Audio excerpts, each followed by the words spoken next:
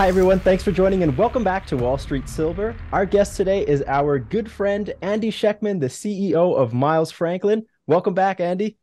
Ivan, Jimmy, great to be here, you guys. Thanks for having me. I appreciate it very much.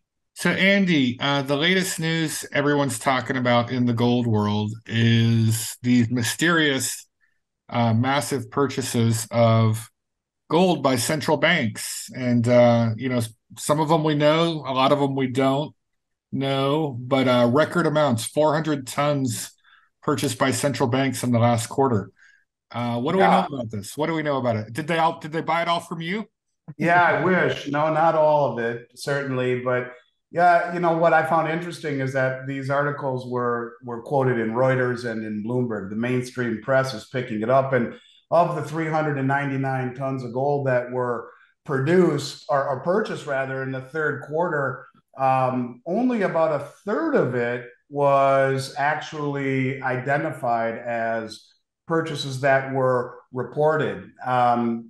They show that two-thirds of it were unreported, and I wonder what the heck does that mean? But Bloomberg surmised anyway that it was China, Russia, Saudi Arabia, and or India purchasing it. Now, where have we heard those names before? Oh, that's right, BRICs, countries that have been accumulating all of the gold and all of the commodities.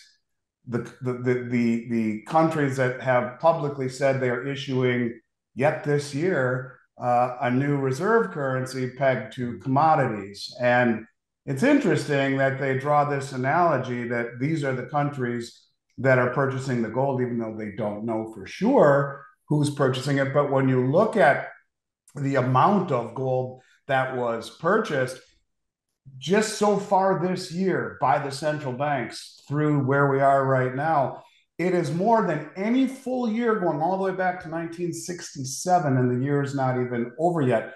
The third quarter purchases were over double what they were the same time last year, third quarter. And it's certainly a trend that we have seen, whether you're talking about the London Metals Exchange or the COMEX being bled down by mysterious buyers. Same thing is true here. We see copious amounts of metal that are being delivered, leaving the US. We can see Right. the export numbers. We can see where they're going in terms of leaving the country. We just don't know who's buying it. But Bloomberg and Reuters think it's the BRICS nations, and I agree with them. Yeah, so that would be primarily China, Russia, India, probably mostly those three. Although some other, Middle Eastern Oh, countries probably grabbing some gold too. Wouldn't surprise me.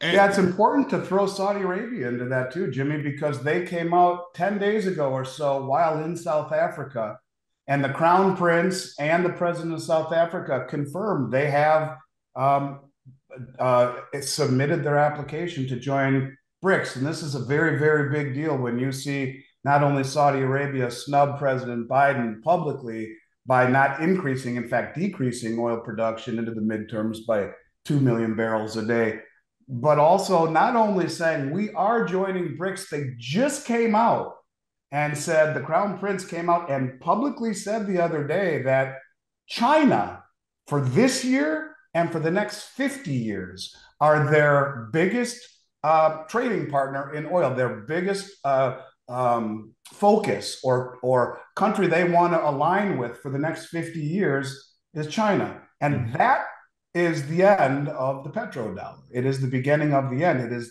been the relationship we've had with Saudi Arabia and OPEC for the last 50 years that has given us the petrodollar status.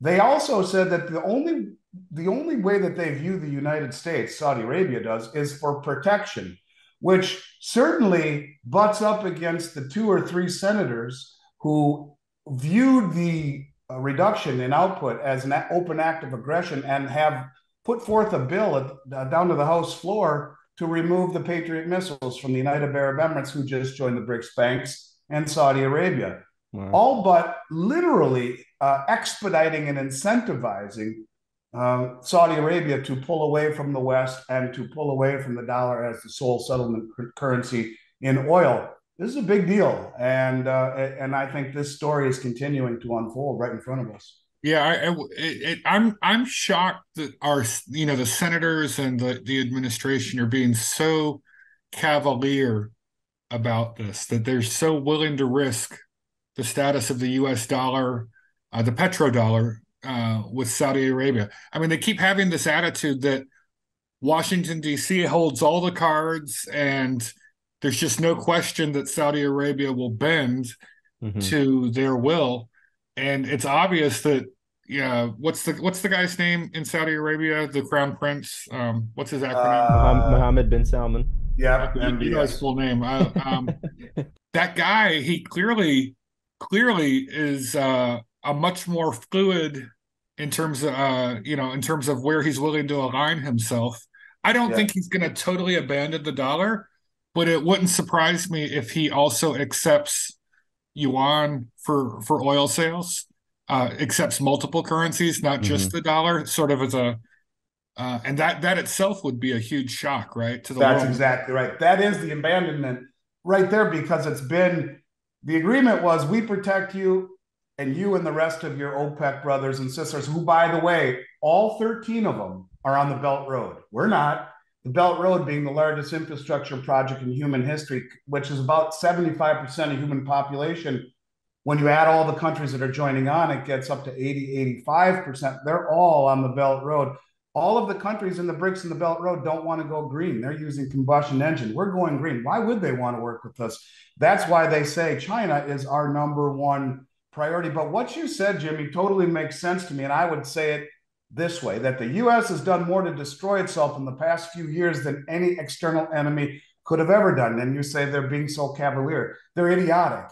And either they don't know better, or this was intentional. Yeah, go Why ahead. else would you weaponize the dollar and think that there's not going to be consequences, if not to incentivize this reset type of environment? And if Right. not, our leaders are just completely brain dead. And when we weaponize our source of power being dollar and Swift, we've driven most of the world away. And I think it's important to realize that the majority of the world's population resides in the areas that comprise the BRICs and the Belt Road. So, yeah, this is a dangerous game that our leaders are playing.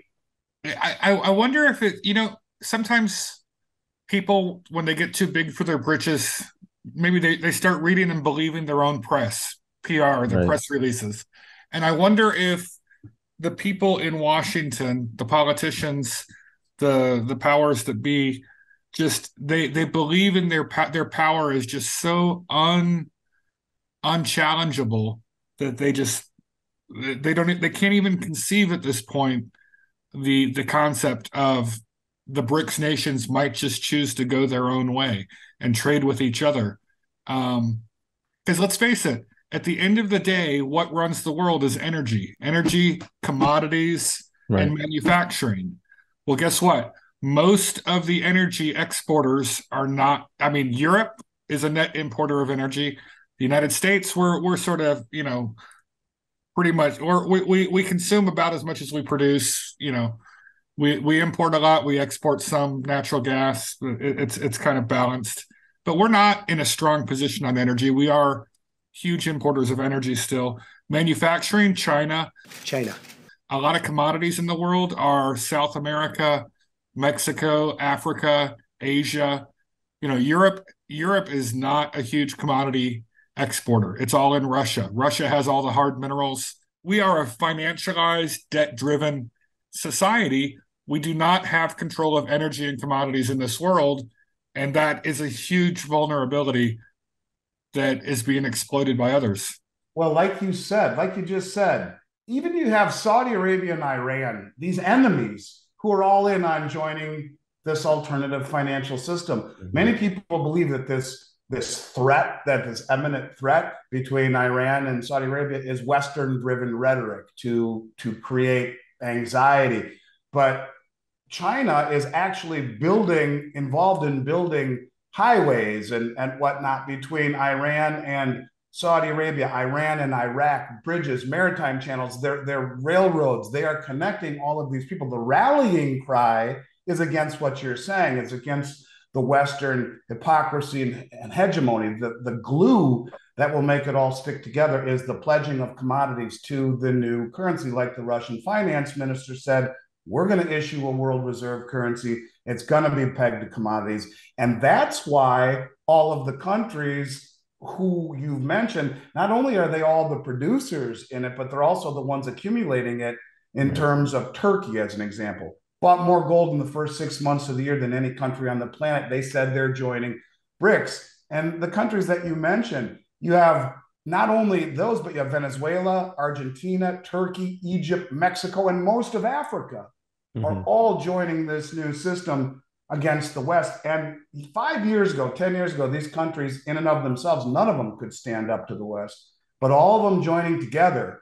And that the rallying cry is the hypocrisy, is the hegemony, is the sanctions, the bullying, but the glue will be the commodities. And I really do believe they will use the technology of the digital yuan to be the rails of the new BRICS currencies, and they can show the immutability of what every country is pledging in terms of a commodity. They'll use the digital yuan platform and the open ledger for people to see. It'll be a closed ecosystem, but you'll be able to see which country pledged what, and that gives it, I think, the glue to really give it a shot at working. Okay, something else you mentioned to me was the mBridge, the MCBDC bridge. Yeah. And this is new to me. Looked up this article recently about this, just to share something on the screen. Explain what the M as in man, bridge means. Yeah, so last week, or a couple of weeks ago anyway, China successfully completed a 40-day trial using its new digital yuan and their cross-border mBridge. It was developed with Hong Kong, Thailand, and the United Arab Emirates. And the trial processed over $22 million in transactions, 160 payments. And what it is a mechanism that allows these countries to trade digital currencies, central bank digital currencies, amongst one another. And it supersedes the SWIFT system, the US intermediary banks. So it is a way for these countries, when we weaponized the dollar and kicked Russia out of SWIFT, it woke all these countries up. They have now a platform that has successfully been tested that will allow them to trade currencies amongst themselves, that will be sidestepping completely the SWIFT system. Russia just came out subsequently and said they are going to do the digital ruble with the digital yuan, and they're going to try this exact same thing to start trading it using the mBridge technology. What it is an alternative to the SWIFT system. Notice the map. I just noticed something. This map they created. Notice North America is not even on it. Right? Oh, yeah. Of course not.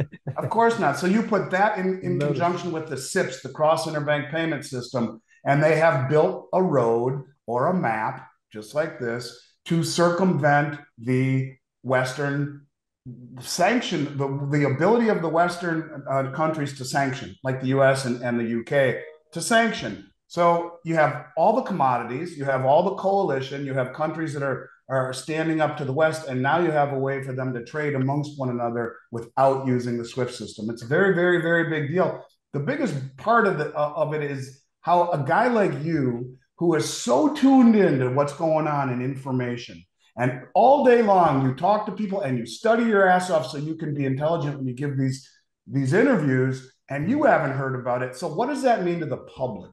So much of this information that is so important is just going right over everyone's head, and we're going to wake up to a new reality someday.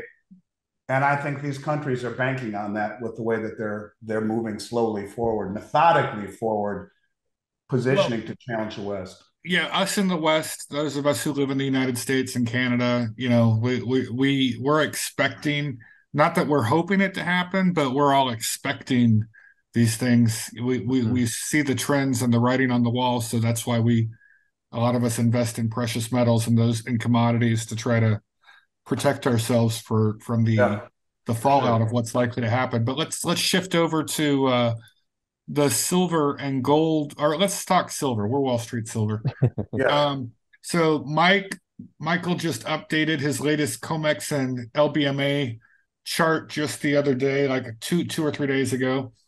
Um, this is the he updates this once a month when he gets the new combined volume totals for LBMA and COMEX combined of what's exiting the vaults, their total net declines in ounces. And you can see, here's where the Silversqueeze started in early 2021, and it's massive withdrawals.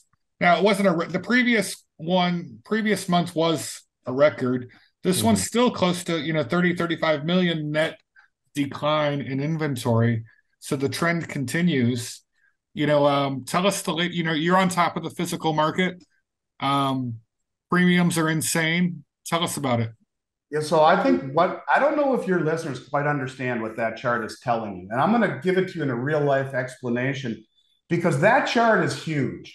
Not only is it huge where we've seen over the past 18 months a 75% reduction in the registered category.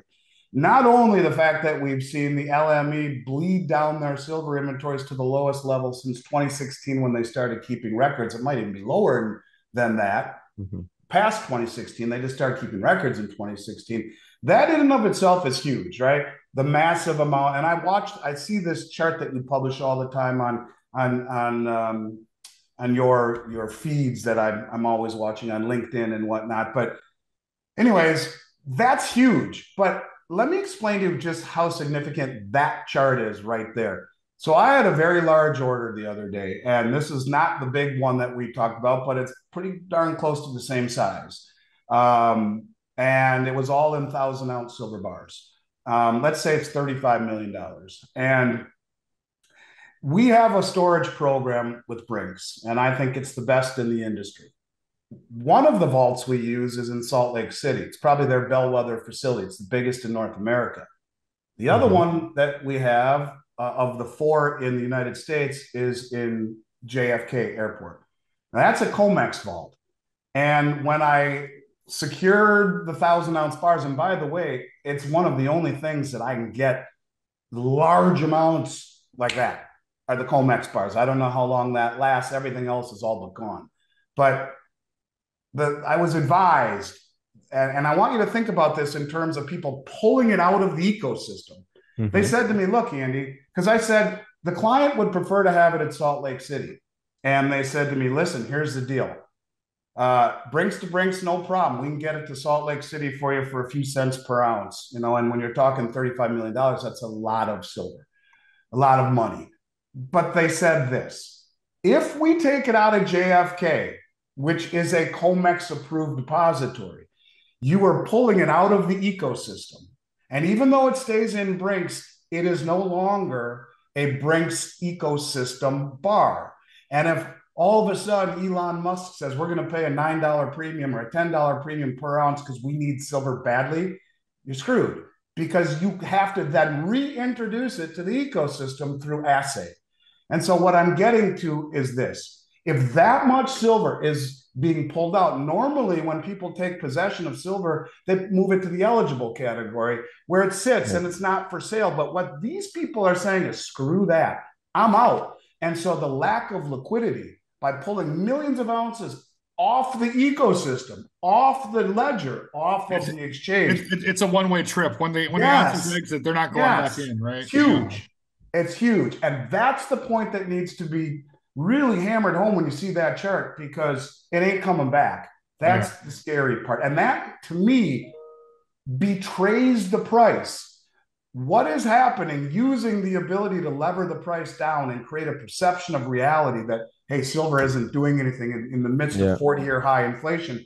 Bullshit. If they're draining these exchanges and pulling them off the exchanges so they have no liquidity, it ain't coming back. That betrays the price and the rhetoric. That is what the biggest, smartest money in the world is doing. They're bailing and they're using the price and the rhetoric to run cover for it.